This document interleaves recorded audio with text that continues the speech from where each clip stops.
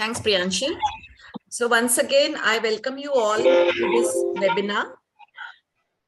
On behalf of the organizing team of FSI-BC live webinar series, it is my proud privilege to welcome our esteemed faculty members. This is the 23rd webinar in the series, which started in the year 2020. In fact, our first webinar was held in the month of June 2020. We know that there has been a great deal of understanding in the biological behavior, the molecular subtypes of breast cancer, and there has been a real evolution in the the predictive and the prognostic risk factors, which has actually helped us to understand which patients do require intensification of the treatment, and in those patients who can be actually offered de-escalated treatment, so that the quality of life of those patients can be well preserved without compromising on the oncological safety of the patient. So today we have gathered here to listen to our esteemed faculty members on the topic of de-escalation of breast treatment all across the breast cancer management.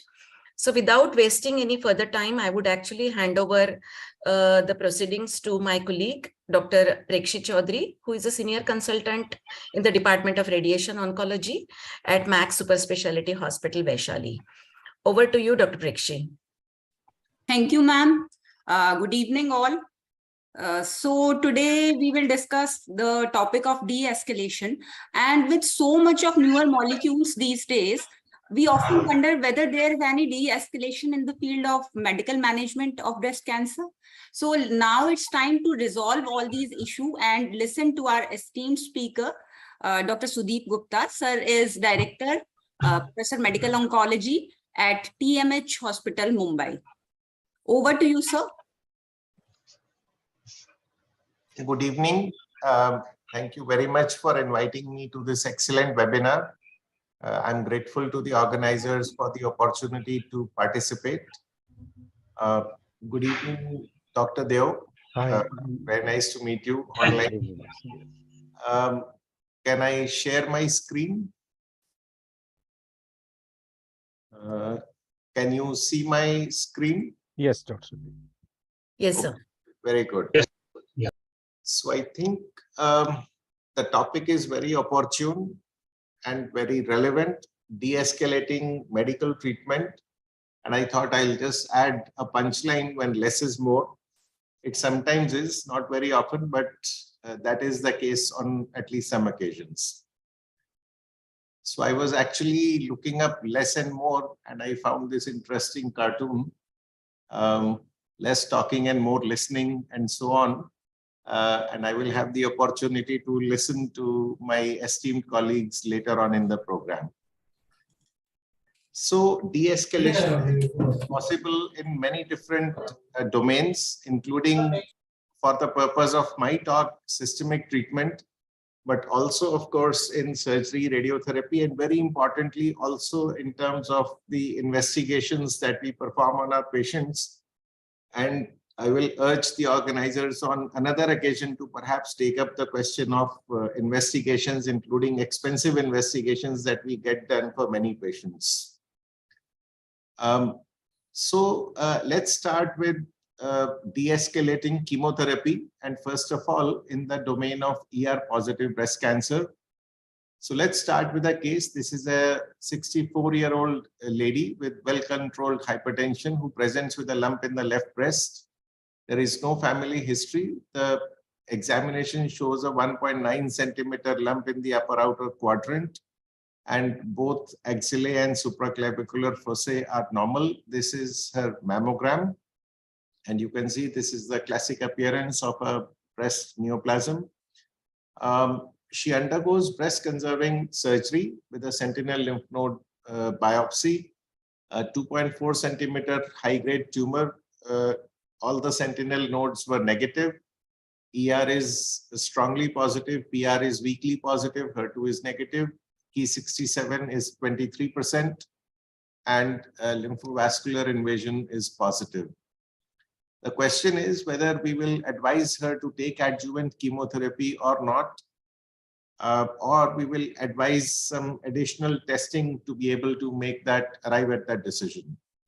So I have listed here some of the common multi-gene tests that are performed by some of us or many of us to help in this kind of decision making. And what I will do is I will not go through the details of each of these studies because they are well known to all of us. I will just point out a few facts so that are relevant for the purpose of de-escalation. So this is the TAILOR-X trial, and we know that this was done in patients with T1 to T2, any grade, node negative, ER positive, HER2 negative breast cancer, about 10,000 patients. And there were 3 groups. The first group was a so-called low-risk category where the recurrence score was less than or equal to 10, and this had about 1,600 patients. And here, as part of this study, they were systematically not given chemotherapy, treated only with endocrine therapy.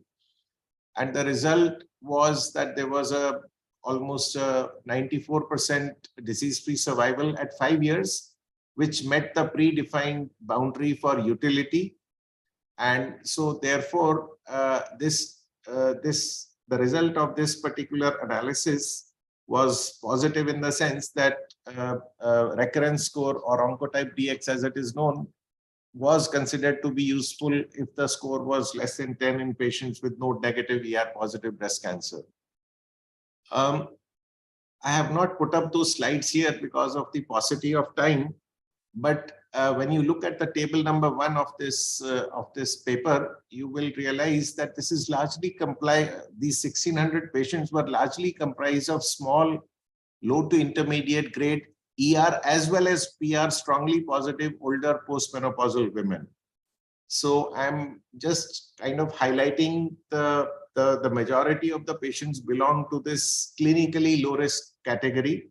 And the question that I often ask myself is whether one can use conventional clinical pathological criteria to avoid chemotherapy in a similar set of patients without resorting to an exceptionally expensive test. So let me come to the intermediate risk category. This was the main study group of the TAILOR-X trial, and this was patients with recurrence score in the intermediate category, 11 to 25. They were randomized to receive hormone therapy or hormone therapy plus chemotherapy, and this comprised the majority of patients in this cohort, about 2/3, 68%. And you can see that in the main results of this study, both for disease-free survival as well as for distant relapse-free survival, there was no significant benefit of chemotherapy over endocrine therapy alone. You can see the survival curves almost overlap with each other. So now I just wish to show you the first of a series of results that suggests that age is a very important factor when we are planning de-escalation in this subgroup of patients. And this is the result from the same intermediate group category in women who are 50 years or younger. And I will request your attention to the last column here, which is the 9-year disease-free survival. And in each rectangle that I depict here, the upper one is the 9-year disease-free survival with hormone therapy alone, and the lower one is with endocrine therapy plus chemotherapy. So you can see that within the score, recurrence score of 21 to 25, it was 79% versus 85%. So a 6% increase in the 9-year event or disease-free survival. Within the recurrence score group of 16 to 20, it was 80% versus 89%.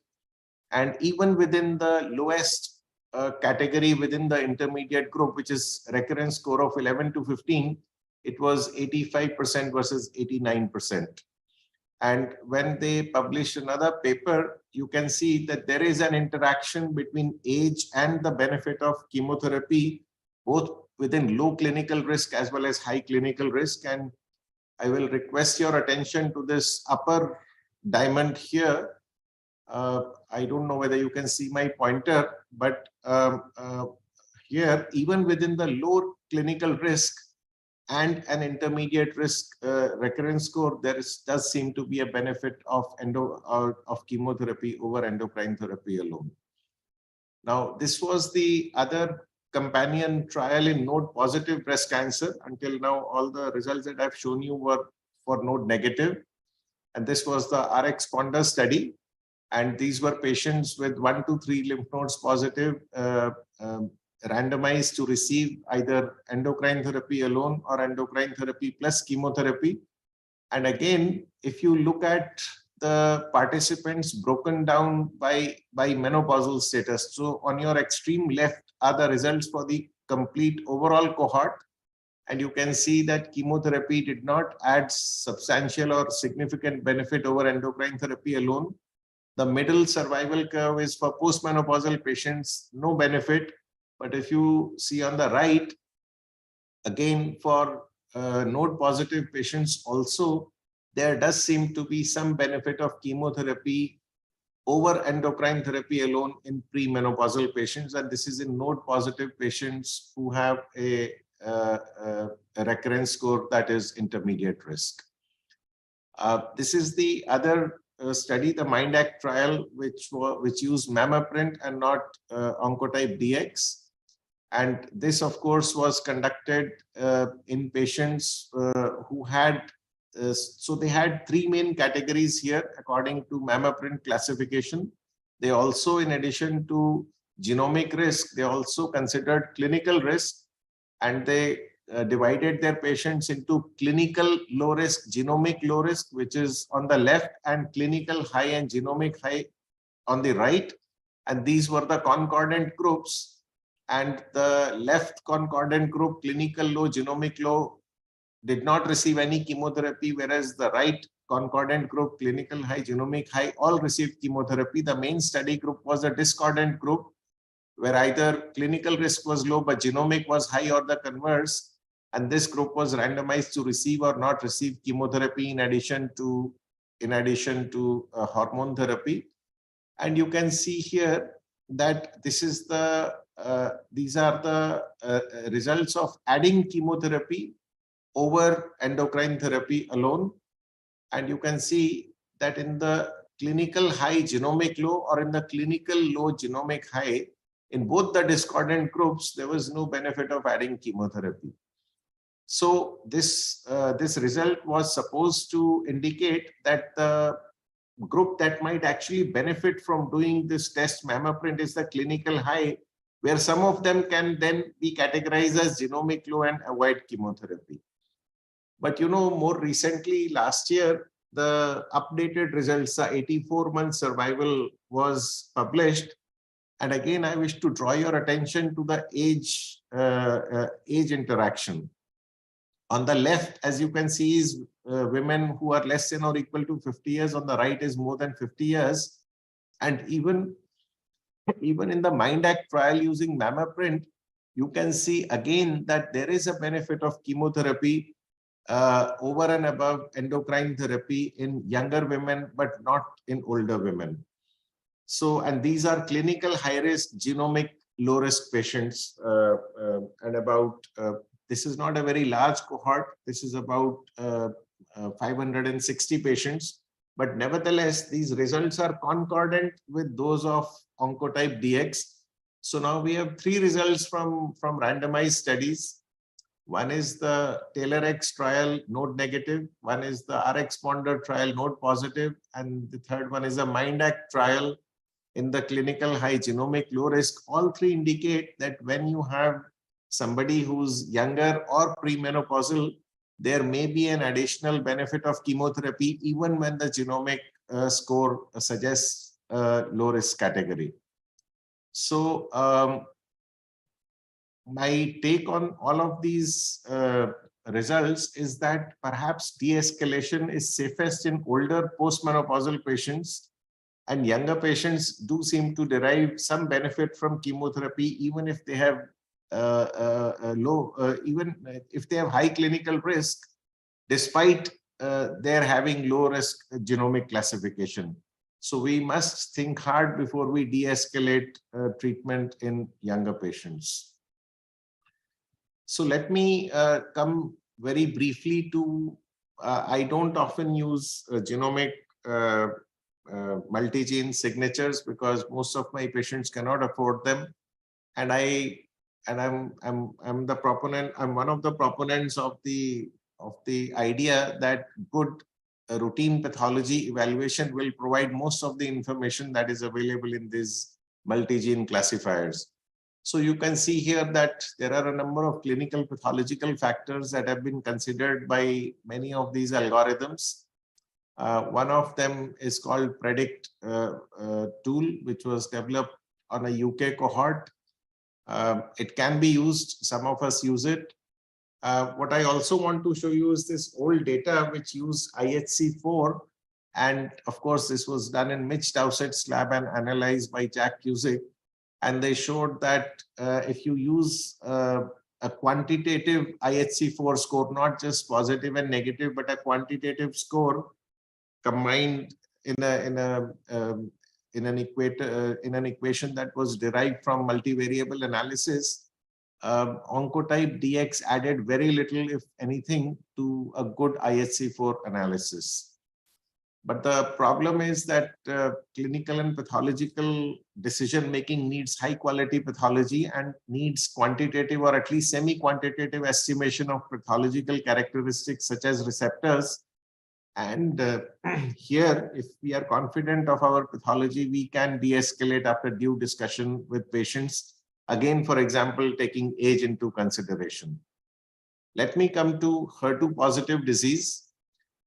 We know that HER2-positive disease was considered to be an aggressive variety of breast cancer until not so long ago. But with the advent of HER2-targeted therapy, its prognosis has improved remarkably in the past 2 decades. These are the results of the APT trial, also called the Tolani trial. So what they did was to take patients who had HER2-positive, ER positive or ER negative, node negative tumors, which were less than or equal to 3 centimeters. They took about 400 patients, and these patients received weekly paclitaxel and weekly trastuzumab for 12 cycles, followed by 1 year of, 9 more months of trastuzumab to complete a total of 1 year of trastuzumab, but no anthracycline chemotherapy. And you can see that the majority of the patients belonged to less than 2 centimeter category. There were only 9% of patients with between 2 and 3 centimeters. About 43% of patients had grade 1 or grade 2 tumors, and 2/3 of patients had ER positivity. So this was even within the HER2 positive group. These were small tumors that were node negative, that were at least about half of them were lower intermediate grade, and 2/3 were ER positive. So a somewhat good risk population. And in this population, the initial result, the 3-year disease-free survival was almost 99%, which was about as good as it gets. And then they updated the results, the 7-year survival, and it was still 93.3% disease-free survival. But when broken down by nodal status, you can see that node negative patients, ER by ER status, the ER negative patients had 90.7% 7-year disease-free survival. ER positive patients had close to 95% 7-year disease-free survival. So perhaps when we have patients who have a small HER2 positive tumor, which is also ER positive and node negative, it is my practice to use this particular regimen. And I think all of you will agree that weekly paclitaxel for 12 cycles along with 1 year of trastuzumab is not a bad idea. It is reasonably well tolerated. This was a more recent study from the Japanese group. What they did was to evaluate whether older patients can be treated with single agent trastuzumab without chemotherapy. And these were patients who had stage 1 to 3A breast cancer between 70 to 80 years of age. And they were randomized to receive trastuzumab alone or trastuzumab plus chemotherapy. And you can see that the 3-year disease-free survival was 93.8% in the chemotherapy plus trastuzumab arm versus almost 90% in trastuzumab alone. And actually this did not meet the pre-specified boundary for non-inferiority. But all of you will agree that in a group of patients who have stage 1 to 3A disease, a 90% 3-year disease-free survival in a cohort of patients who are on an average about 75 years of age is a reasonably good outcome. And I have on many occasions actually used trastuzumab alone to treat elderly patients with HER2 positive breast cancer when I think that they are not fit to receive chemotherapy. So this was their conclusion, and I think I agree with it. The primary objective of non-inferiority was not met. However, the observed loss of survival. Hello? Yes. Yeah, can you hear me? Yes, sir. Please carry on, please. Okay, so I will end in the next 2-3 minutes. So, but what I wanted to say was that the loss of survival was minimal, and therefore this can be considered in some patients with elderly patients with HER2 positive breast cancer as single agent trastuzumab. Now, what about lesser duration of adjuvant trastuzumab? And this is a meta-analysis, individual patient data meta-analysis that we conducted and then published a couple of years ago. We know that there are about 5 or 6 large randomized trials. We extracted individual time to event data from published survival curves and combined them in this software. And I'm showing you the extraction of the data. It was exquisitely accurate. And the overall results of our analysis suggested that there was non-inferiority of lesser than 1 year duration. So it was either 6 months or about 9 to 12 weeks, both for disease-free and for overall survival. But when we broke down our analysis by stage, you can see that the hazard ratios are more favorable for stage 1 tumors compared to stage 2 and stage 3 tumors, and also more favorable for node negative patients compared to node positive patients. So we suggested that a shorter duration of adjuvant trastuzumab may be a good option for patients with either low risk disease or a predisposition to cardiac toxic effects. And I think our analysis was well received by a number of groups all over the world. We published our data with 12 weeks of trastuzumab, and this was, you can see that the disease-free survival was about 77%, overall survival 82%. And this was in an advanced group of patients who had T3 or T4 disease, about 60% of them, and the overwhelming majority had node positive disease. So what about less endocrine therapy? Many of us know that there are a number of trials that suggest a small but definite benefit of extending the endocrine therapy from 5 years to either 7, 8 years or 10 years. And you can see that this is the risk of relapsing beyond 5 years. So having survived disease-free for 5 years, what is the subsequent risk of relapse? And this increases as the baseline tumor stage increases, the nodal stage increases, and as the grade increases. So I often use this sort of a decision making in the clinic to withhold extended adjuvant endocrine therapy beyond 5 or 6 years in patients who have a relatively lower risk of relapse in the long run. So there are some genomic classifiers that can help us to make that decision. But as you can see, so in patients, the upper panel is the node negative patients. And here, for example, the PAM50 ROR or the EndoPredict Clin do add something over and above the clinical score. But in node positive patients, the nodal status overwhelms the prognostic significance of everything else. So the rule of the thumb that I apply for myself is that for node positive patients, I do consider extended adjuvant endocrine therapy unless I wish to withhold it for a specific reason. And in node negative patients, one can look at the other factors or even one of these genomic classifiers, although it is not standard practice. So there is an algorithm called the CTS5 score, which is actually widely used, which uses nodal status, size, and grade and age. And based on that, patients are classified as low risk, intermediate risk, or high risk for late relapse. This is only late relapse. And you can, this is the website. And this is used by many people all over the world. We can use this to either escalate or de-escalate extended adjuvant endocrine therapy. So just the last two trials, this is a study of giving interrupted letrozole beyond 5 years. So 9 months on, 3 months off, 9 months on, 3 months off, between years 5 to 10, compared to continuously giving letrozole between years 5 to 10. And you can see here that for the overall result, there was a 2% benefit in 5-year disease-free survival. But if the patients had received the first 5 years as an AI, there was hardly any benefit of giving the continuous letrozole over interrupted letrozole.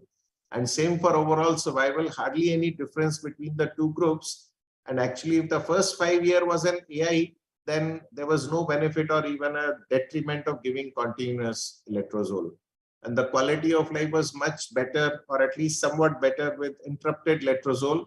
And my take is that not all patients require extended adjuvant endocrine therapy. And in patients who do require extension, it may be appropriate to consider small treatment breaks, especially if the treatment is not well tolerated without loss of efficacy. This is the last study. This was just presented at the San Antonio Breast Cancer Symposium. This is de-escalating treatment in young women on adjuvant tamoxifen who desire to have a child.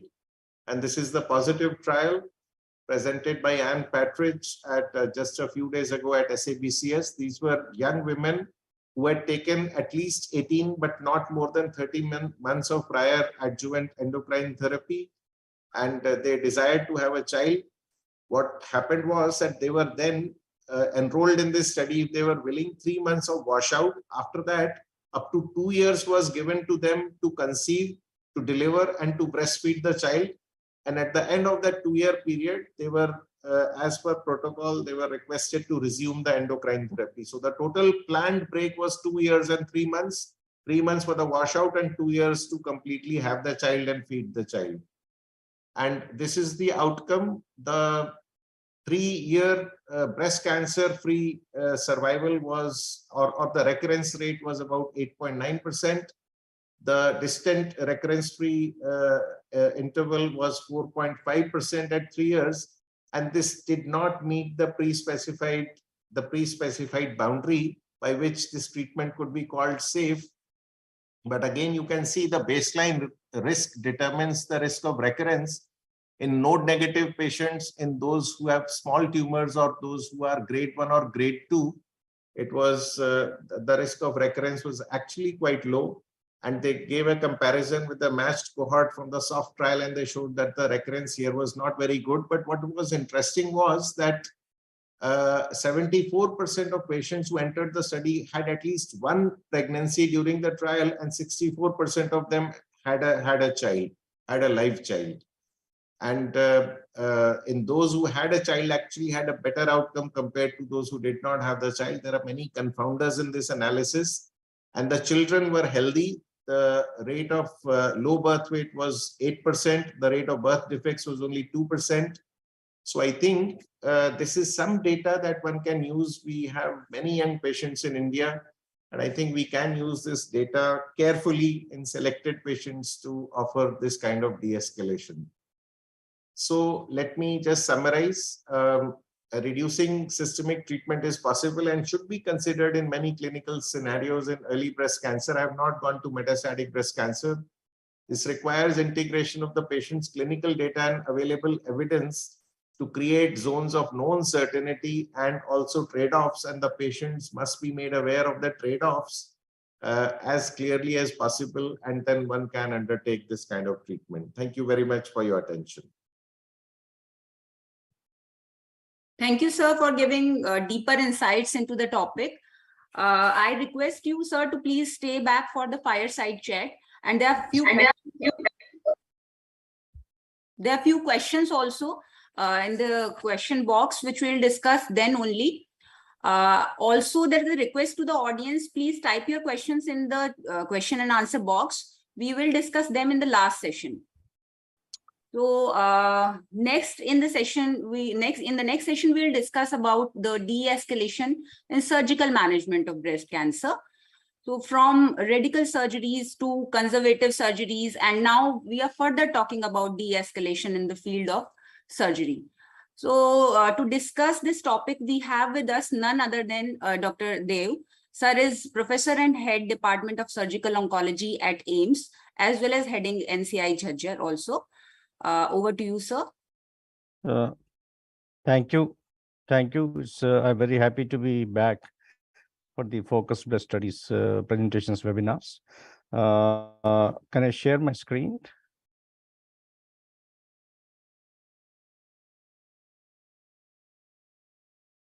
Can you see my presentation? No, it's a blank screen right now. Okay.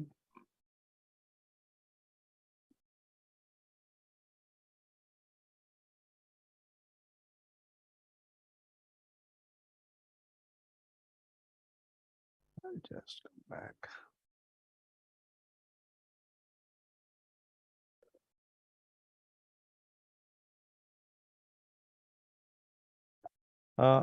Arun, can you see my screen? No, no. Right. Right now there is no sharing. Check.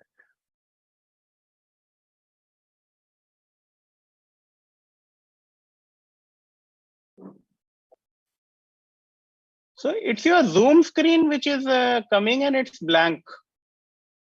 All right. Not the presentation screen, the Zoom screen is there.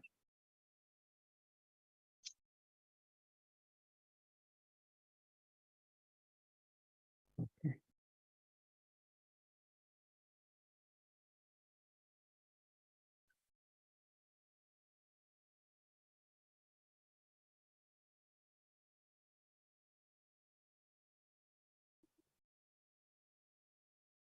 Maybe again unshare and then. Yeah, I'll just do that. I'm sorry.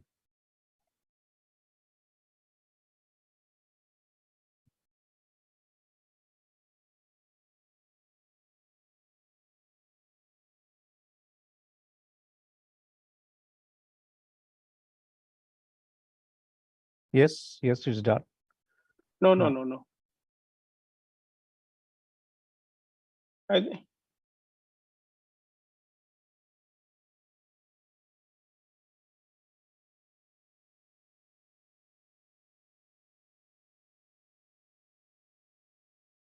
Yes, it's Mac.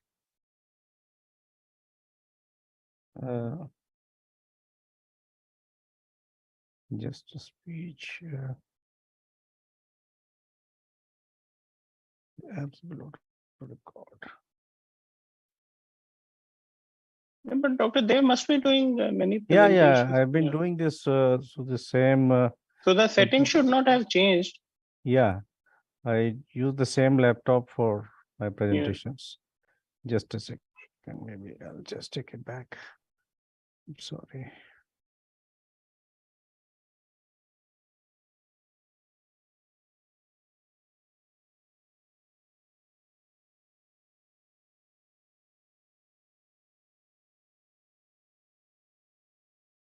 Can you see my screen or right now? No. Not Right now, no sharing is there. sorry. What's happening?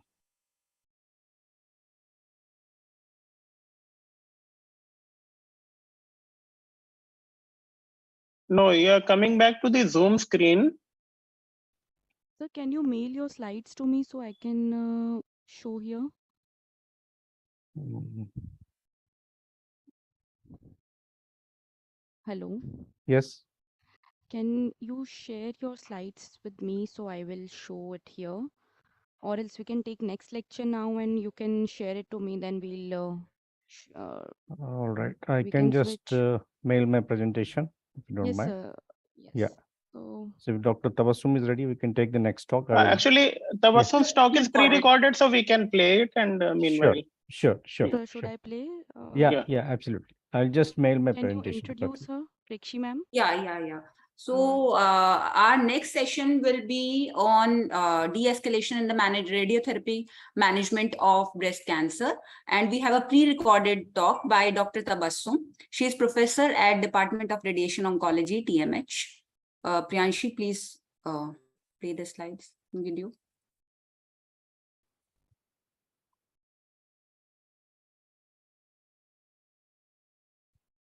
A very good evening, all of you.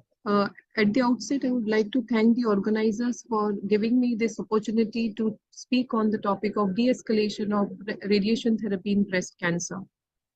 So the topic for today's agenda is to speak about the strategies of de-escalation, how we can employ this in DCIS in early breast cancers as well as in locally advanced breast cancer. When we started with breast cancer treatment, we the principles were based on extremism, and as we got the evidence and the understanding of the biology of the disease, we moved towards conservatism, and more recently now we are again moving towards de-escalation of treatment in each and every aspect of breast cancer treatment.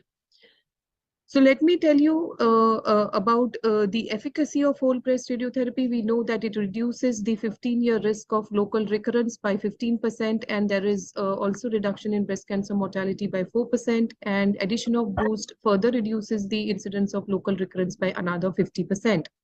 However, with the advancements in oncology, which entail diagnostic modalities that have become accurate, the local therapy has become more focused and systemic therapy is effective day by day, we are seeing decreasing local recurrence rates. So, discussing strategies of de-escalation in the form of omission of whole breast radiotherapy, omission of tumor bed boost, or hypofractionating the treatment and tailoring the target volumes with the use of conformal techniques makes sense. Let us discuss the de-escalation strategies in DCIS. What we know about DCIS is that it is a non-obligate precursor of invasive breast cancer, and the incidence is 20 to 25% in the West, and the 10-year progression to invasive breast cancer ranges from 14 to 53%. And screening yields malignancy that may not have progressed during the individual's lifetime. So this is obviously the harmful outcome of population screening, and overdiagnosis remains an unresolved issue. There is no single classification system that is universally accepted to define the low risk and the high risk DCIS.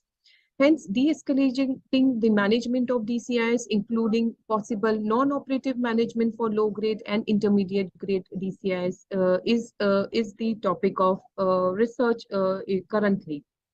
When you have to talk about de-escalating radiotherapy for DCIS, yes, it is possible with omission of radiotherapy, with the omission of boost, hypofractionation, as well as we can tailor target volumes using conformal techniques.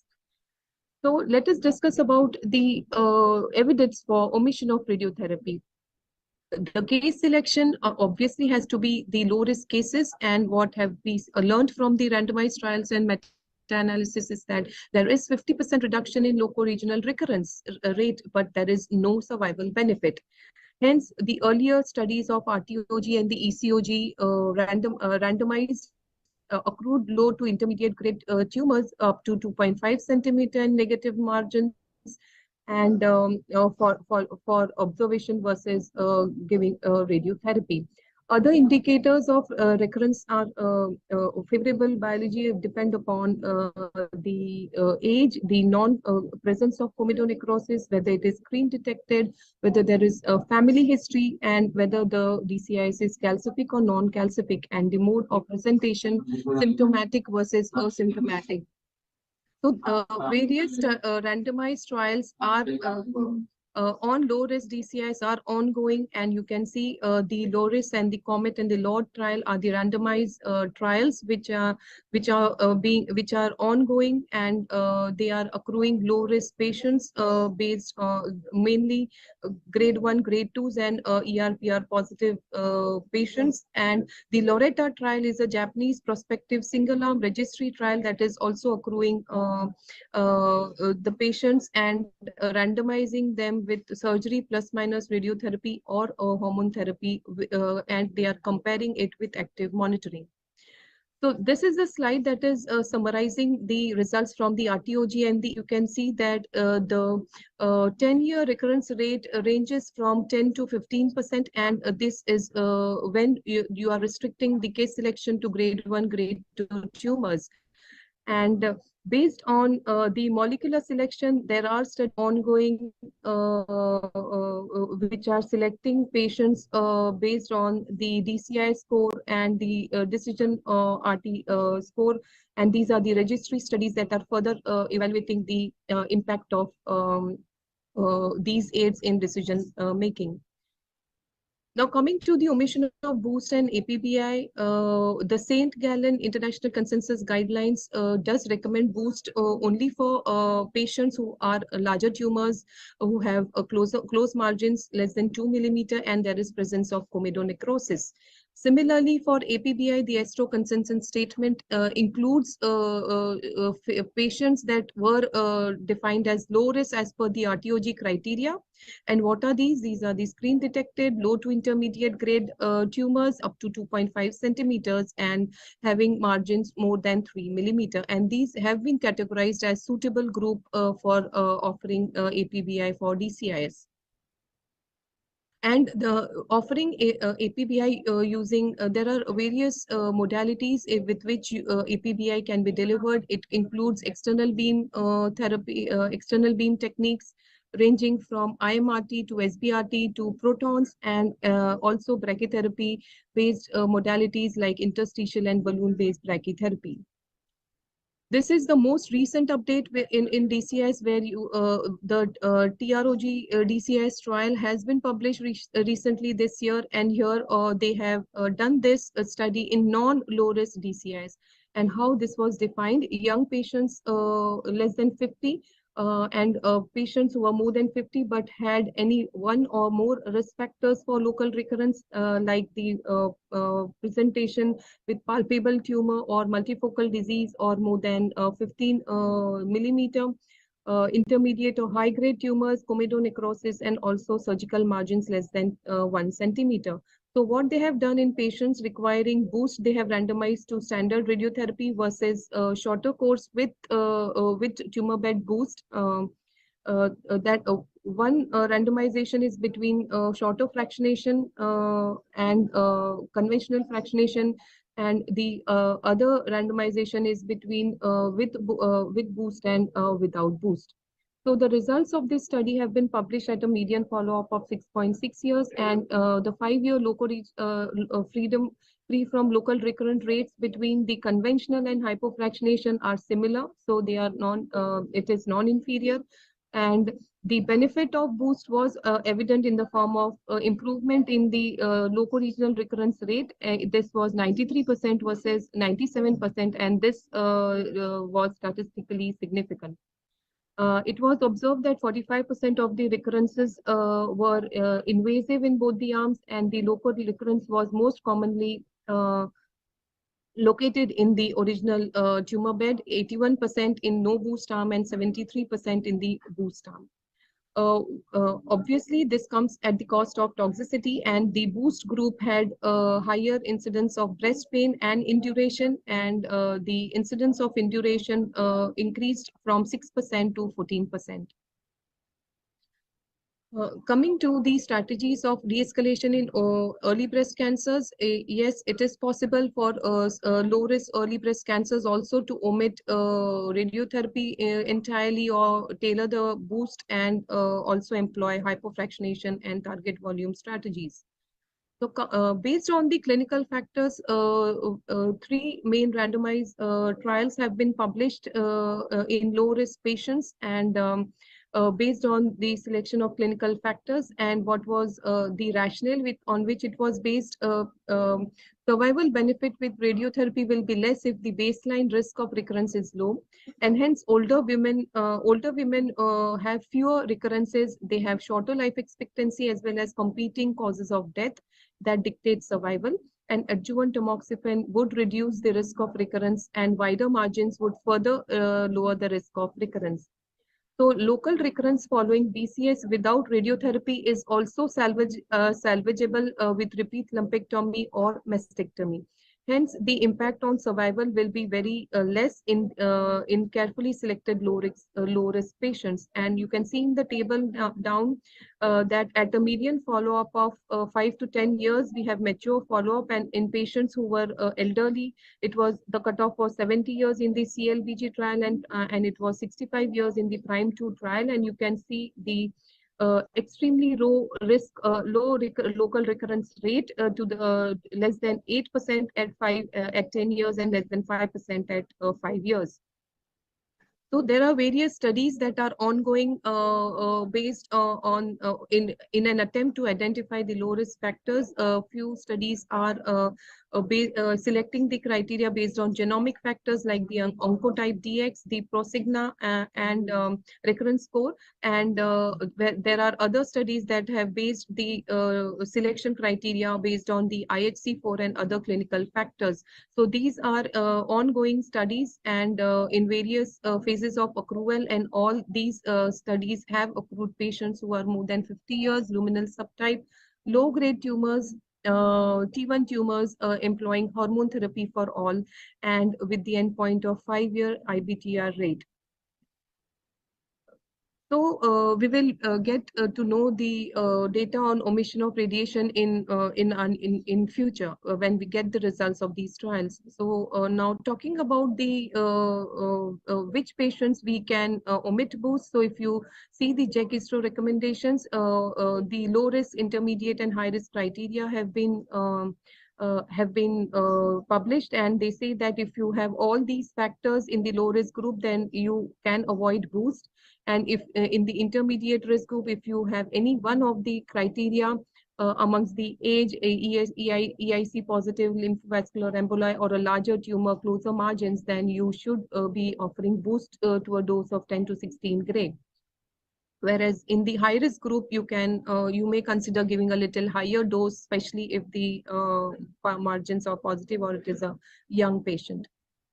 Coming to the selection criteria for early breast cancer, so you can see from this slide, various recommendations have been published by various professional bodies, and we do have a case for offering APBI for these for patients who are low risk. And initially, ASTRO guidelines were published in 2009, where they had used the cutoff age of 60 years, but later on they modified their guidelines, and they brought down the age cutoff by 10 years, and the suitable group was more than or equal to 50 years. And in this way, the guidelines were modified, and we have robust evidence from numerous trials that have tested APBI for early breast cancer. The trials in the red box mean that these are negative trials, and the results were not clinically acceptable because of the use of the intraoperative radiotherapy technique and the 3D conformal radiotherapy technique, which was seen detrimental in outcome. And another negative trial, which was the NSABP trial, was negative with respect to the primary endpoint, but what was seen was the local recurrence rate were clinically acceptable. And the JEC-ISRO trial and the import low trial have shown favorable results with this strategy, and the non-inferiority of APBI was proved in these two trials. Now, let us talk about the history of hypofractionation in breast cancer. You know that it has a 2-decade-long history, and these trials have been done not only in UK, but in other parts of the world as well. And we have robust evidence from shifting from 25 fractions to moderate hypofractionation to 1 week fractionation.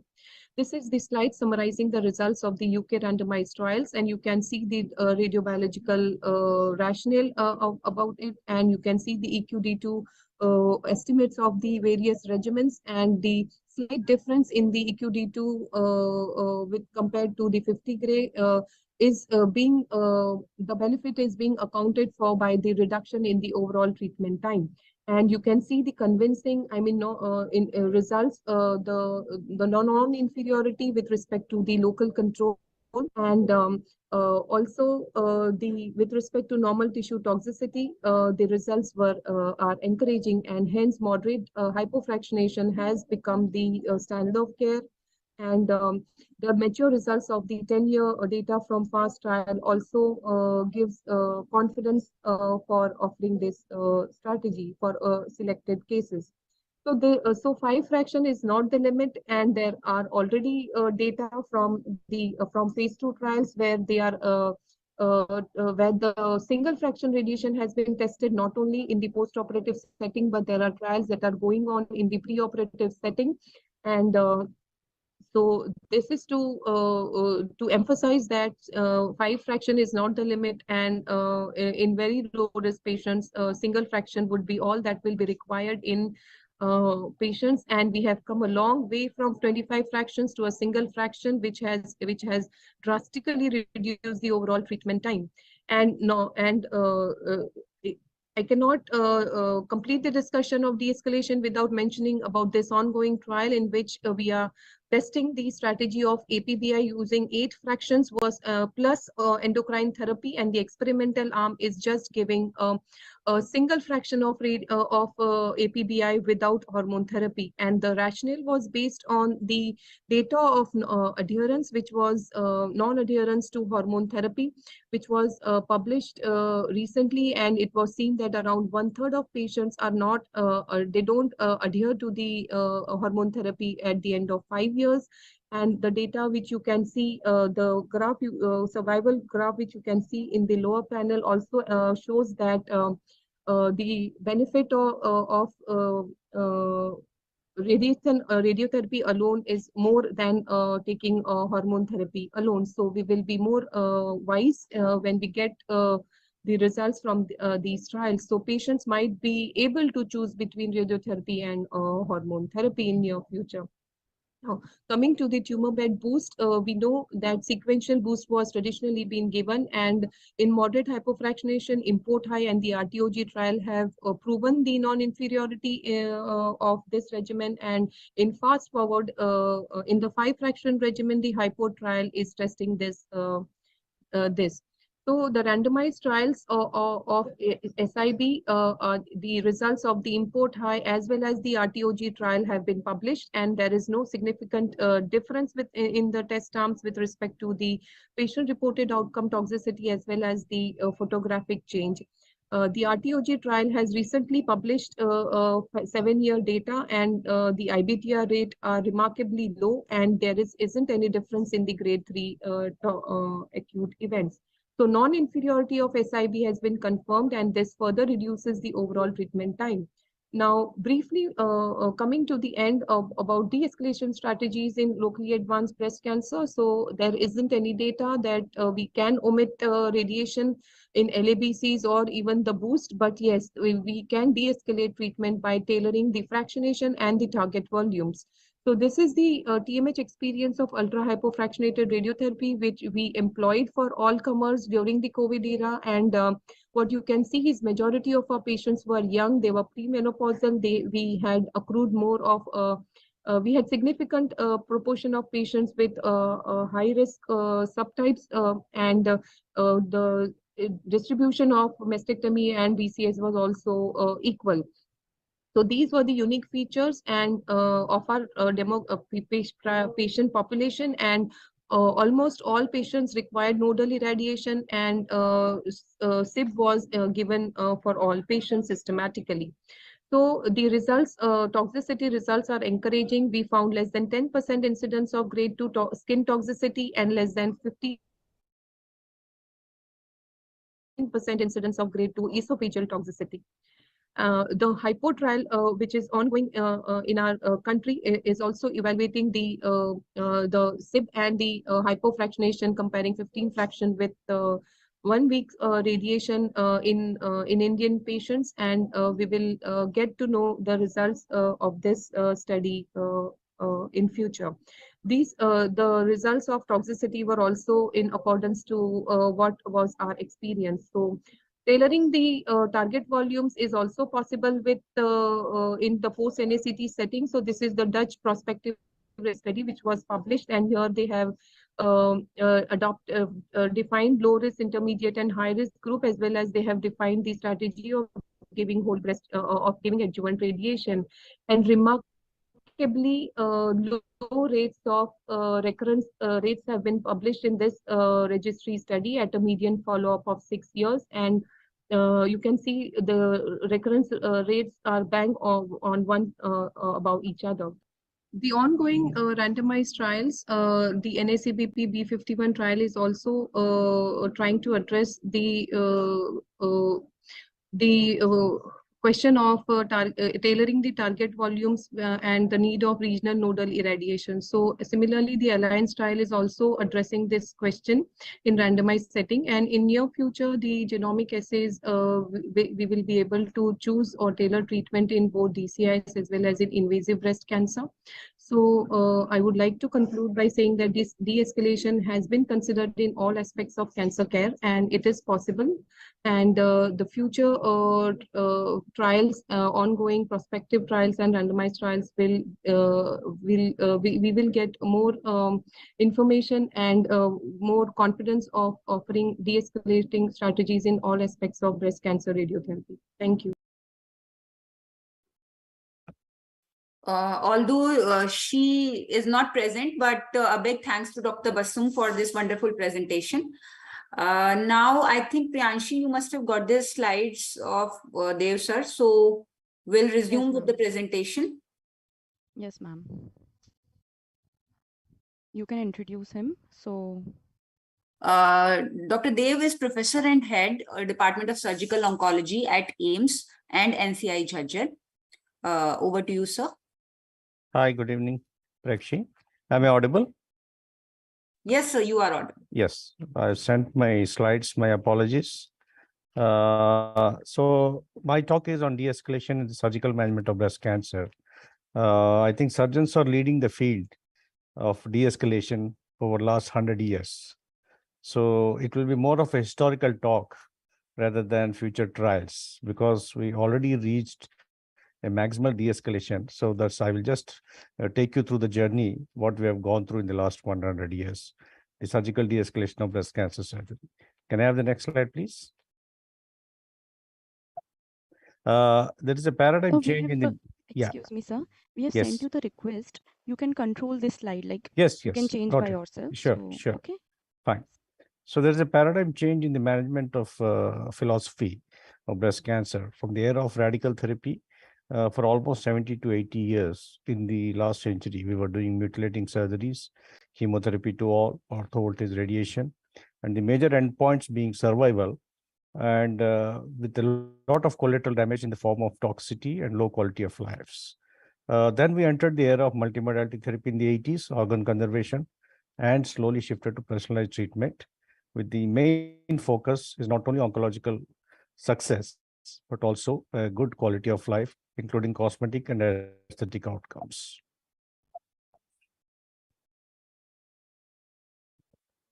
Yes.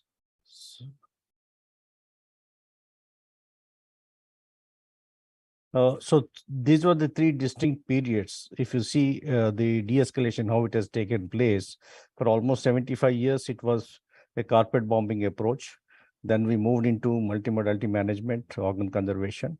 Now we have entered into the era of personalized treatment and precision treatment. So the lessons learned in the first 80 years was big surgery, chemo to all, radio to all does not translate into big cure. Current treatment philosophy is you shift from maximal tolerable therapy. That was the philosophy we were using. So you bombard the patient with the maximum tolerable treatment, currently to the era of minimum effective therapy. So what is the minimum treatment that is required for a particular patient? So that's what we are doing currently. And that is the philosophy of de-escalation. So that is where we are embarking on most of the current clinical trials in breast cancer, because you are already achieving success in 90% of the patients. So the current research focus is on de-escalation and treatment optimization, whether you take radiation, whether you take surgery or systemic therapy. So what are the factors which have contributed for changing this treatment approach? We have a better understanding of tumor biology, awareness, screening, and downstaging. This has played a very big role, because most of the patients currently detected in the Western countries or early screen detected stage 1 tumors. Advances in imaging, systemic therapy, targeted therapy, and radiation therapy. Dr. Tabassum has just now highlighted what are the kind of advances we are seeing in the field of radiation, clinical trials, and of course, surgical leadership. The surgeons have taken lead in de-escalation of treatment. I will show you some historical landmark studies where the entire paradigm of treatment of breast cancer has changed because of the individual leadership shown by people like Bernard Fisher and Umberto Vernesi. I would say breast cancer is a role model, and it's a great success story in the history of modern oncology practice because it laid foundations for clinical trials and pioneered multimodality management approach, which now we are applying for other solid tumors. It has given the premise of organ conservation, de-escalation of therapy. It has also shown us the path for cross collaboration and integration of other fields like genetics, molecular biology, oncoplastic surgery, integration into the treatment, mainstreaming of the cancer treatment. So breast cancer has actually shown the way. And overall approach is a patient-centric, and it's an excellent role model for other solid tumors. So why do you want to de-escalate? Because we want to avoid over-treatment, and we want to avoid unnecessary treatment. And some treatment actually increases toxicity, decreases quality of life without any survival benefit. And we need to do risk versus benefit analysis.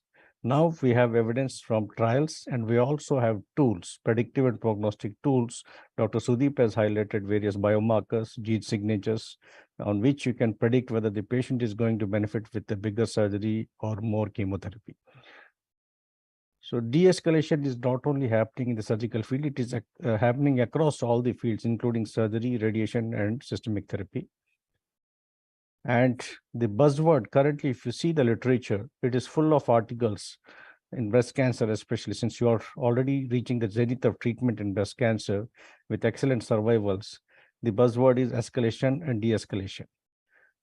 You see a lot of editorials coming, de-escalation of breast cancer treatment, de-escalating axillary surgery, avoiding breast surgery altogether. Is it possible? There are a lot of studies ongoing. Some of the endpoints in most of the trials seems to be eliminating surgery altogether. But I will highlight what should be the future strategy. And recently there was a St. Gallen's consensus addressing this, specifically the escalation and de-escalation for breast cancer treatment. But if you look at the entire last 100 years of journey of breast surgery, it is a story of de-escalation. It's absolutely a true story of de-escalation. And surgeons were leading starting from 1894, Halsted radical mastectomy, moved to Patty's modified radical in 1970s, Umberto Veronesi's pioneering work on breast conservation in 80s, Armando Giuliano's sentinel lymph node biopsy in 90s, all are best example, prime examples of a true de-escalation of treatment.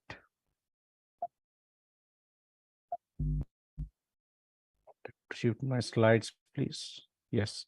So this is the last 100 years journey of breast cancer surgery from era of radical mastectomy to conservations, oncoplasty, and sentinel lymph node biopsy. The surgical pioneers, I would like to highlight, you see, the concept, this was actually done before the era of randomized trials, genetics, molecular biology, multimodality management. So these were the pioneers, actually. The first name I would like to highlight is Umberto Veronesi. He's the first one who said surgery could be more conservative and improve the quality of life of the patients. He is the one who pioneered breast cancer, breast conservation therapy, and sentinel lymph node biopsies also. He's one of the first to realize the importance of working with a multidisciplinary team, and he promoted randomized clinical trials. Every time he had a new idea, he would start a randomized trial. So then I think the whole story of breast cancer management has changed because of contributions of this particular surgeon. The next name I would like to take, acknowledge, is Bernard Fisher. He is from Pittsburgh, USA. He's founded the Laboratory of Surgical Research, the first surgeon to establish such laboratory, and he's one of the first physician scientists. He has a great contribution in clinical science. Everybody, I'm sure everybody knows the NSABP trials. He pioneered NSABP trials across the globe. He is the first one to prove that multi-center, large-scale randomized trials are feasible in the field of breast cancer. And this is major contributions for de-escalation of breast cancer surgery for the primary as well as axillary lymph nodes. It's not only surgery, but he also pioneered trials related to adjuvant systemic therapy as well as breast cancer prevention. In a famous obituary by Vincent DeVita, he said, Bernard Fisher, a courageous surgeon who almost single-handedly, over great resistance, changed the paradigm of breast cancer treatment from brutish to the more compassionate and successful treatment of today, leading to reduction in mortality and morbidity. So breast conservation is the biggest success story as far as de-escalation is concerned. So from moving from mastectomy to breast conservations, and this is the most big success story of modern multimodality therapy. It's most scientifically validated, studied therapeutic intervention in the field of oncology, almost 30 to 40 years of experience, starting with innovative pilot studies in the 60s, retrospective comparative studies in the 70s, prospective landmark randomized trials, large-scale trials started in 1980s. And now we have more than 20 years of data, long-term follow-up data available. And it's not only stopped at breast conservation, we started integrating most of the advances related to field of imaging, including MRIs, PET scans, lesion localization, targeting, lymph nodes, integration of pathology and biology. Again, surgeons took the lead, margin assessments, optimization of margins, inclusion of molecular subtypes in the treatment algorithm, gene signatures, integration of modern chemo-targeted hormonal therapies. Now we are also integrating modern radiation techniques, as highlighted by our previous speaker. We did not stop there. We started expanding indications for BCS. Most of the traditional contraindications in the 80s or 90s or the current emerging indications, very few patients are actually absolute contraindications for breast conservation therapy. To overcome these difficulties in large tumors, multifocal tumors, recurrent tumors, central tumors, bad locations, adverse tumor breast ratio, there were innovations to improve the surgical outcomes by offering de-escalation. The big game changers were neoadjuvant chemotherapy, downstaging followed by breast conservation, to actually recruit more patients of LOBCs to make them amenable for BCS. And of course, the biggest game changer was oncoplastic breast surgery. So there was a true multimodality approach, increasing breast conservation therapies, moving away from contraindications to emerging indications, recruiting more unsuitable patients who were actually not considered for BCT in the earlier era and making them suitable for BCT. So all this has resulted in a very high breast conservation rates, mostly in Western countries, developed countries. These are a few examples of downstaging and de-escalation of surgery. If you see now, we have a molecular subtyping, which is integral part of your treatment management. Most of the TNBCs and HER positive undergo neoadjuvant therapy, downstaging, and end up with breast conservation therapy. Volume of excision, of course, there is again de-escalation. We started with the era of quadrantectomies when it was started by Varanasi in 1980s. We have moved to wide excisions, and also now we have a consensus on the margin of breast conservation therapy, a joint statement by SSO and ASTRO, where INC or invasive cancer or DCS is considered positive margin. Previously, we were taking almost 2 centimeter margins, even quadrantectomies. So this is again a true example of de-escalation. We have certain challenges in low and middle income countries. Despite availability of level 1 evidence, we have witnessing low levels of BCT because of multiple reasons, including treatment-related factors, patient-related factors, and resource-related factors. But the good news is we have been actively monitoring surveillance of these BCT rates at a national level. Currently, there is an increasing trend of BCT, especially in comprehensive cancer centers in metro cities, centers with a multidisciplinary treatment approach, and centers with a dedicated breast services. We are witnessing an increased de-escalation, breast conservation rates, even in low and middle income countries. I would like to allude certain data points from India showing current breast conservation rates. This is a multi-center study published in Nature, almost 3,500 patients. The breast conservation surgery rate they quoted across all stages was 21%. And 2 years back, we did a collaborative analysis between 5 centers, including Tata Memorial Hospital during the WCA conference, which included 7,674 breast cancer patients to look at the BCS rates in India. And this is the breast conservation rate among early breast cancers. Current BCS rate is 53%. And for LABCs, almost 1/4 of the patients are being offered breast conservation. So this is a true reflection of de-escalation, even in low and middle income countries. Recently, I'm also involved in the National Cancer Research Program. I looked at the data of HBCRs of almost 76,000 breast cancer patients, and we wanted to see the BCT rates across all the centers in India who have been contributing their data for cancer registry. It's touching around 20%. So it is not very bad compared to 10 years back. Most of the comprehensive cancer centers we are touching 40 to 50%, and national average is 20 to 30%. And this is our AIMS breast conservation rates over last 20 years. Currently, we are touching 60 to 70%. This has all happened because of surgical de-escalation. The next topic I would like to touch upon is the oncoplastic breast surgery. Traditionally, we had only two pathways for breast cancer surgery. One is mastectomy, other is breast conservation therapy.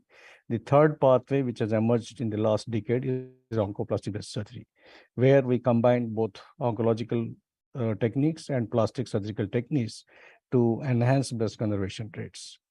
OPBS is not actually a true de-escalation, but it is an attempt to increase organ conservation and improve quality of life. These were certain bad results of conventional breast conservation therapy. We wanted to overcome them. Then the field of oncoplasty has actually emerged and gave a big boost to the field of breast surgery globally. So currently we are trying to achieve, these are the kind of results following breast conservation every surgeon wants to achieve. So you can't even make out which breast is treated. And we also currently adopting a new training model where we combine oncological skills and plastic surgical skills to a dedicated breast surgeon who can handle both aspects and give good outcomes after true de-escalation and good cosmetic outcomes.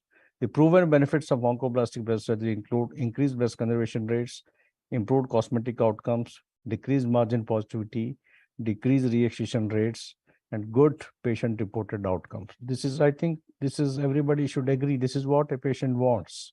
This is what a breast cancer patient wants in the current practice.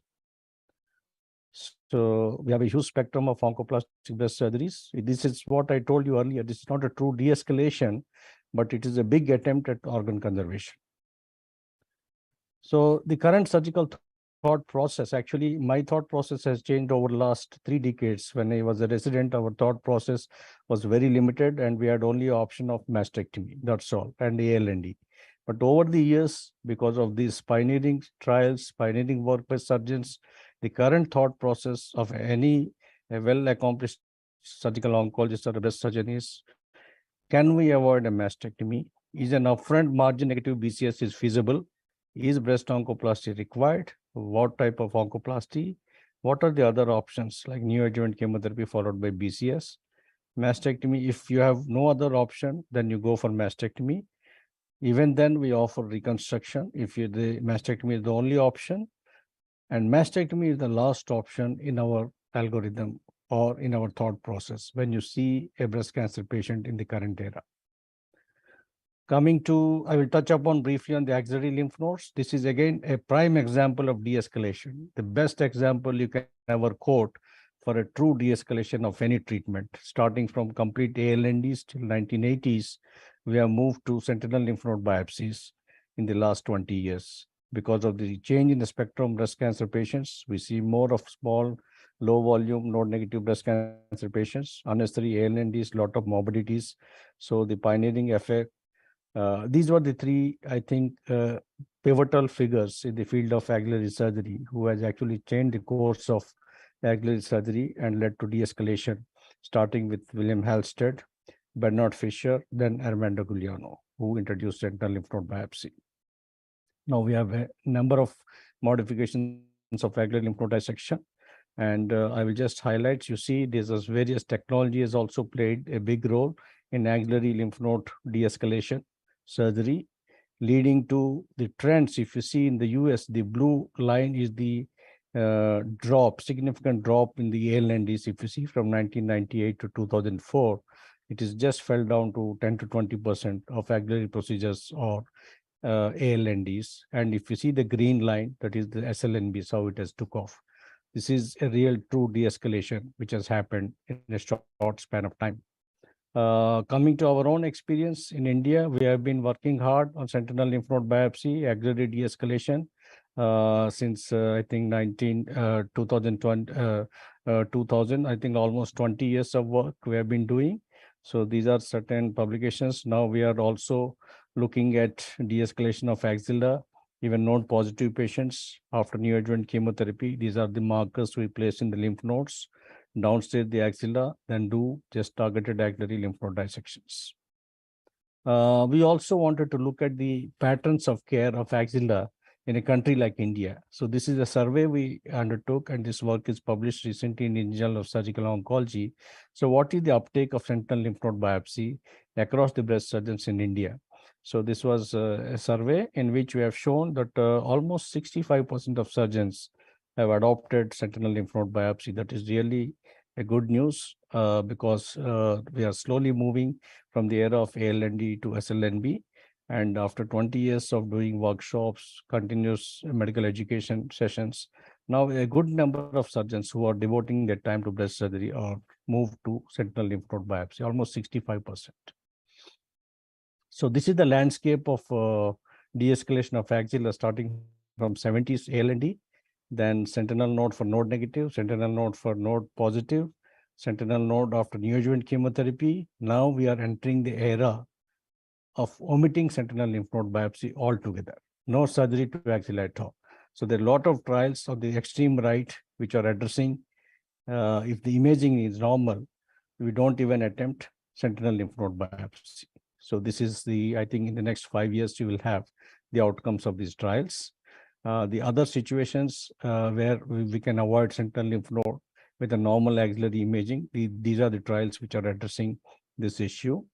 And in patients TNBC and HER positive who are likely to have a high primary CR rates, in these patients, they looked at the axillary nodal positivity. It is extremely low. So this is another group where there are a lot of trials are addressing whether you can avoid sentinel lymph node biopsy altogether if the primary is CR.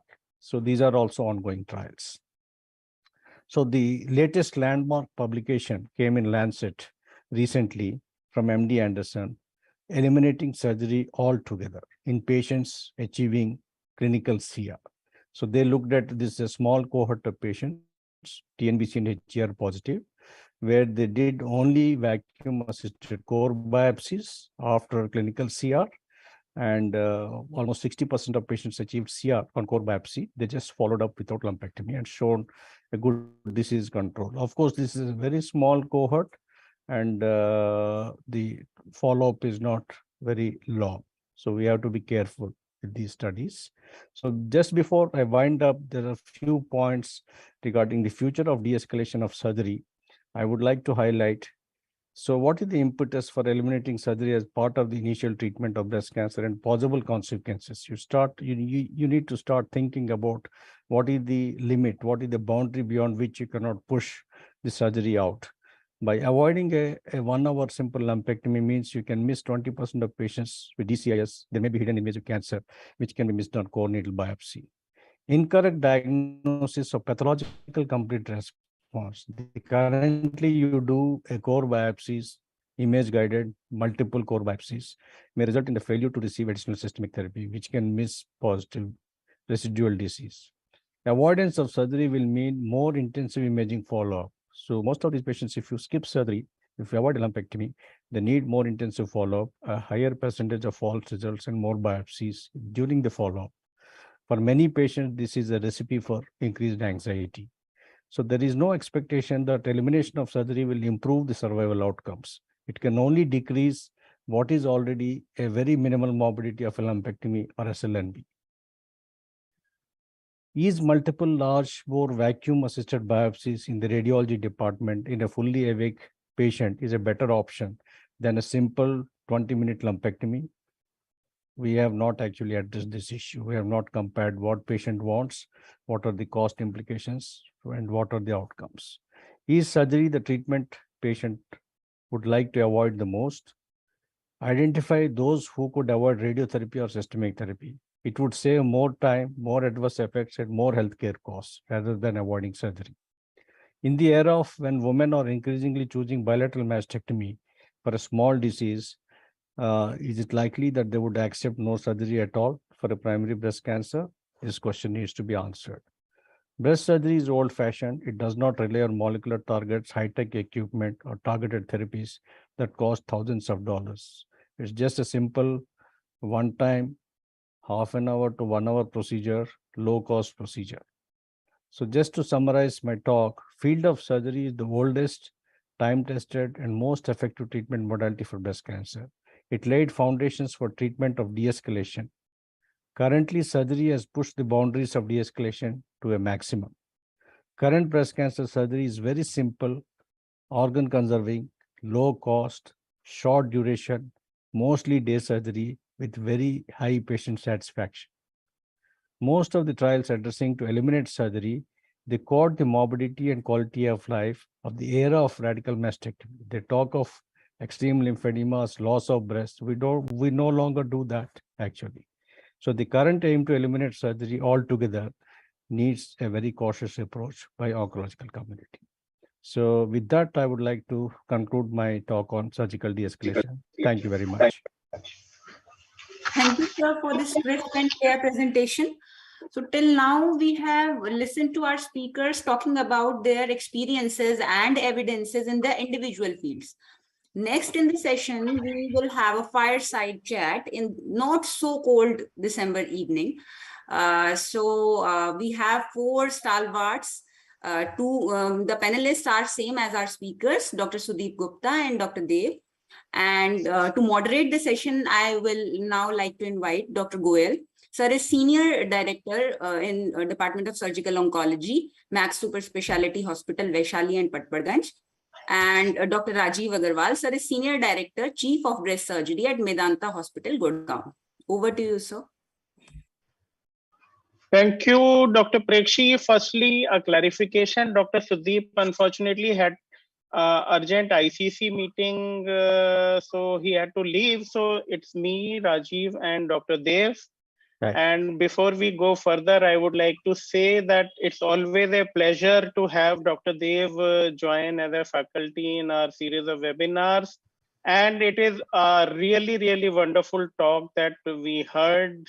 I think you really covered the philosophy, the reasons behind de-escalation, how surgeons have actually led the field. So overall, I think there are not too many questions left to discuss, but we would still like to maybe take a few minutes. Thank you, Arun. Thank you. Dr. Rajiv, would you like to start? I think Dr. Dev has covered a lot as far as surgery and de-escalation is concerned. But I would like to ask one question, which is unfortunately not being practiced much in Indian setting, that the results of the Z1011 trial, which is now almost more than a decade old, still it is not commonly practiced in India, that up to the 1 to 3 lymph node positive on sentinel node biopsy, whether complete axillary dissection should be done or not. What are the limitations, why people are not practicing?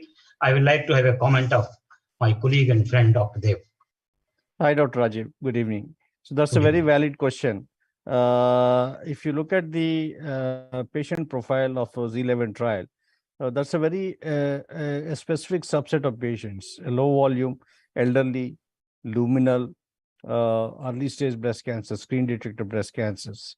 Most often our spectrum is vastly different in Indian clinical practice. So if the patient who fulfills the Z11 criteria, we did an analysis at AIMS data to see how many patients are actually suitable for this kind of approach. It constituted only 5 to 10% of early breast cancers. So I think that is the reason, and that's why it is not being mainstreamed routinely in our clinical practice. Majority of the surgeons, by and large, still continue to practice completion ALND if there is a node positive. Uh, can I ask follow up on this? Like, I believe in India, we are doing always a frozen section assessment of the sentinel Absolutely. nodes. Yes. And by doing a frozen section, even if we get one node positive, there is a tendency to complete. So vis-a-vis what is happening in the Western world, they are often waiting for paraffin section. Absolutely. And the question becomes of doing a second surgery. Could that be a Resurgery. reason that Yeah, absolutely, Arun. That will be definitely taking back the patient to OR again for completion ALND is a big challenge, especially yes, in the American setting or a British setting. yes. So I think that could be one of the factors why they are driving for radiotherapy or those kind of options. But most of the Indian surgeons, as you said, they go for frozen section biopsy and would like to complete the procedure at one go. And even the patient's attitude we have seen, majority of the Indian patients are averse to resurgeries or revision Yes. surgeries. Yes. So that may be one of the reasons which is driving this Yeah. practice. Arun, you would like to ask another question? Yes, yes. So again, they are taking this to the issue of axillary de-escalation in neoadjuvant chemotherapy settings. So do you think it's a strategy for which is time has come for India to start thinking about it? Like, do you have now a policy of routine tagging of the nodes which are being biopsied or not? Yes, Arun, that's a very good question. We have been working on this field for last 3 or 4 years, Yeah. post neoadjuvant axilla. So there are two things. One, I am a strong believer that a low volume disease, Yes. which has got converted from N1 to N0, is a potential group of patients where I think SLNB is applicable. So that is one thing. But tagging we have attempted at our center in a high volume breast cancer centers with limited radiology facilities, such a busy centers, multiple doctors working. I think it's a practical feasibility is a big challenge we are facing. Clipping these nodes, individual nodes, targeting these nodes. So if you are working in a small Scandinavian country with maybe 4 or 5 breast cancer patients, you have a Yes. dedicated radiologist with you, I think it is absolutely fine. But targeting is a big challenge. But what we are doing, I've been taking these patients, low volume disease, converting to N0 on ultrasound and clinically. We are doing a dual targeted sentinel lymph nodes. And we have been doing this. But as a routine practice, I think at a community level, still we are not encouraging to go for SLNB as a standard of care after neoadjuvant chemotherapy. So, another question that I would like to ask Dr. Dev, again, Indian setting, not very common. Skin detected low grade DCIS. Yes, sir. Can we avoid surgery? That is Just again treat them with radiotherapy and hormone therapy and keep under follow-up. I don't know, but Indian volume is too low for skin detected low grade DCIS. Yeah, so that is again an area of controversy, area of research. In Western data has shown that we have been over-treating a lot of these patients, screen detected low volume DCIS. In our practice, it is constitutes less than 1%. So current practice, I think we are not, since we don't have any research trials addressing wait and watch or hormonal therapy, in general or by and large, we offer them surgery most of the times. Arun, please. There was a audience question after neoadjuvant chemotherapy. What is the margin given? It is for initial lesion pre-chemo or to residual disease post-chemo. So, yeah, Arun, I think here I think there's no controversy as far as breast cancer is concerned. Unlike other solid tumors, we always take the post neoadjuvant residual tumor volume to plan your margins. It is not as per pre-chemotherapy. Yeah, I think in fact this question has been discussed many times, and we have really talked about in a patient who has say a radiological complete response. Yes. So people ask, what are you removing? So we are saying we are removing basically the clips with a very limited margin of tissue around it and documenting that there is no residual tumor in that and not targeting the original volume. And probably Yes. one of the reasons I believe is that as long as we have a concentric response, so breast being a pliable tissue tends to collapse around the reducing tumor. So probably you don't really need to measure the size of the original tumor and stick to it. So compared to say an organ like the oral cavity where the dimensions of the anatomy are not changing, here the anatomy also changes in dimension. So that Yeah, in general, yeah. Arun, I think we are erring on the slightly larger resections compared to Slightly Western larger. surgeons. Yes. That's what I Yes. have seen. There, they are very much concerned about cosmesis rather than margins. I think most of the Indian surgeons, they slightly err on large volume resections. What I have seen, because negative margins is the prime sort of a endpoint we always look for. And with the improving oncoplastic skills, most of these 10-20% volume losses can be managed. Can be managed. So yeah, Absolutely. can be managed. So even if there are CRs, I think in practice, I think we are still doing little large volume resections around the clips. Yes. That's what I think. I Sir, think can one. I ask a question? Yes, Dr. Vaishal. Yeah, so this is regarding, axillary management post neoadjuvant chemotherapy. I at Rajiv Gandhi see a fair number of patients who are treated with neoadjuvant treatment elsewhere. Yes, ma'am. And there is hardly any, documentation about the axillary status before neoadjuvant treatment. And I see that the large number of patients, especially triple negative and HER2 positive, do, have node negative, clinically node negative axilla when I see them post NACT. So in this situation, when there is no documentation, no record, how comfortable should I be to offer axillary downstaging or de-escalating axilla in this situation? Dr. Vaishali, this is a little tricky situation. Yeah. What I believe is whenever you want to de-escalate, whether it is primary or axilla, you Mhm. should be involved in the pre-chemotherapy assessment. The surgeon should be Correct. hands-on real involvement, Right. including clinical assessments, imaging findings. I would like to document everything. Yeah. That is the ideal scenario. But Yes. what you are talking of, if somebody gets a chemotherapy, then comes to you, then it's a very Yeah. tricky situation. Correct. And most of the things I have shown 1 or 2 slides where the TNBCs and HER patients post neoadjuvant chemotherapy, that is one subset where they are even trying to eliminate SLNB altogether. Mhm. So I think that research is emerging. The surrogate indicator can be the primary tumor. If Okay. the Yeah. primary tumor is pathological CR, there are Mhm. chances are very, very less or less likely for any node positivity in those patients. Right. Yeah. So you mean to say that, looking at the response in the primary, we can take a call about whether to do sentinel node biopsy in that situation. Absolutely. The Yeah. other approach I follow in these patients, I de-escalate by axillary surgery. It is not true SLNB or not true ALND, but Mhm. I do a good functional ALND. I Mhm. call it a gentle axillary lymph node dissection. Because Oh, you're in the gray area, Yeah. I know yeah. the nodes are going to be negative, but Right. I'm not on a strong footing as far as science is concerned. Right. So sometimes I do a gentle functional dissection. It is a sort of a hybrid Okay. procedure. It is not a classical ALND Right. or neither SLND. Yeah. Thank you, sir. Uh, Thank you, Dr. Dr. Dev, let me ask you a little on the general philosophy side of it. Like you also mentioned that there is a lot of hype or buzz about de-escalation nowadays, while actually surgeons have been practicing de-escalation now for about 70, 75 years and have actually led the way. So why do you think there is this so much of buzz recently about this? You see, I think Arun, the treatment optimization, the cure rates, I think we are reaching a plateau.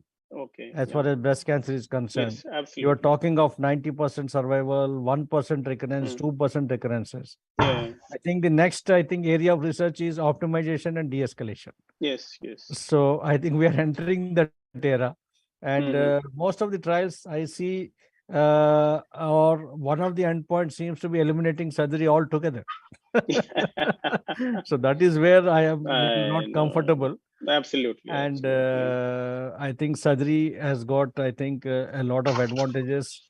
The cost wise, the current breast surgery nowadays, we do a simple lumpectomy SLNB patient is almost like a day surgery.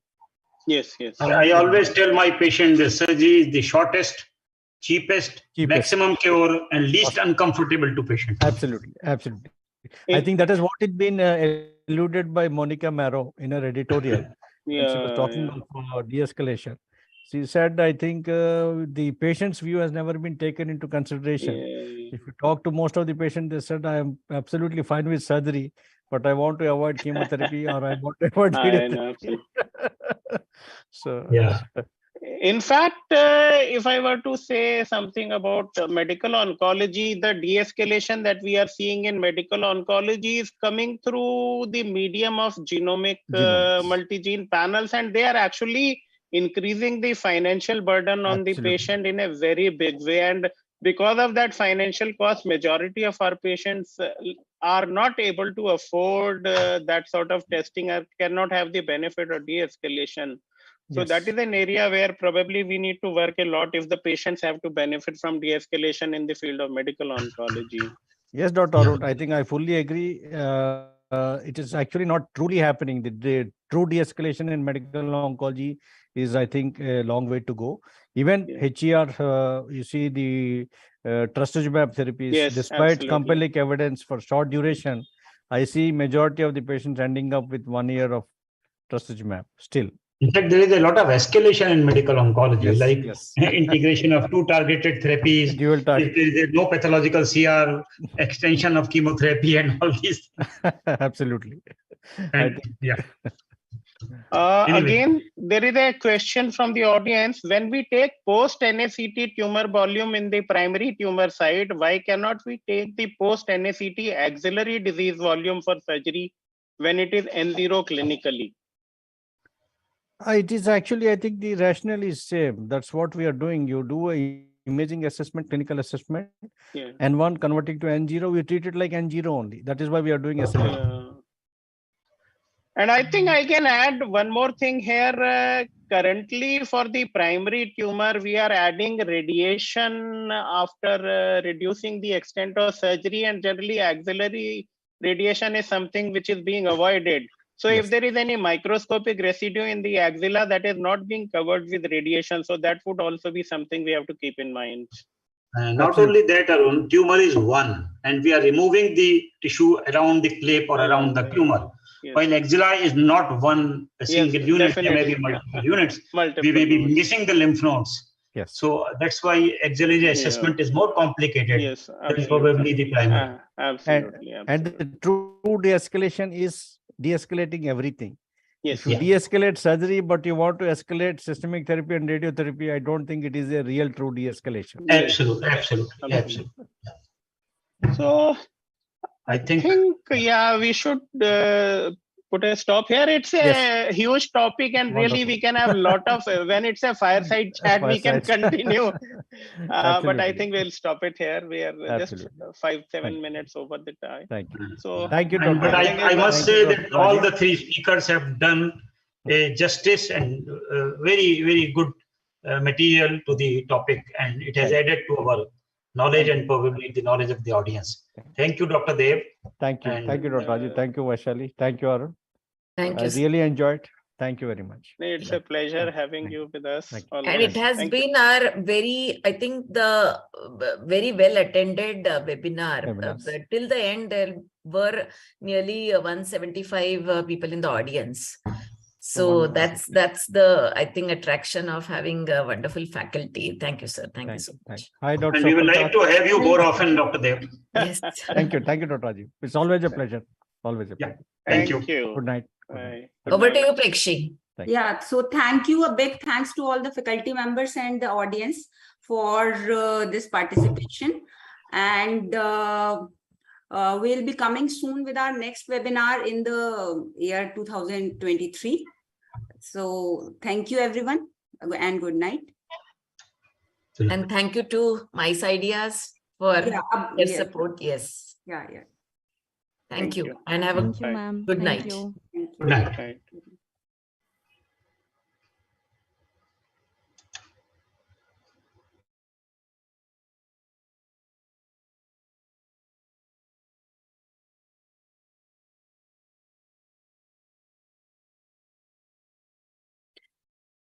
Priyanshi, हाँ ma'am, इसका recording please वो link ना अभी भेज जल्दी से देती हूँ, शेयर मैम। कर देना। हाँ ठीक मैं है। अभी व्हाट्सएप पे भेज देती हूँ। Ma'am Sure. टोटल 202 लाइव थे हाँ लास्ट तक। 202. Oh, that was great. Great. ठीक Thank है you मैम, so मैं आपको much. भेजती हूँ। ठीक है, आधे घंटे में Yeah, रिकॉर्डिंग yeah. भेजती हूँ मैं। हाँ, So thank you to you as well as to your entire team. It was a totally Thank you. flawless, conduct of the webinar. Thank you And let ma'am. us have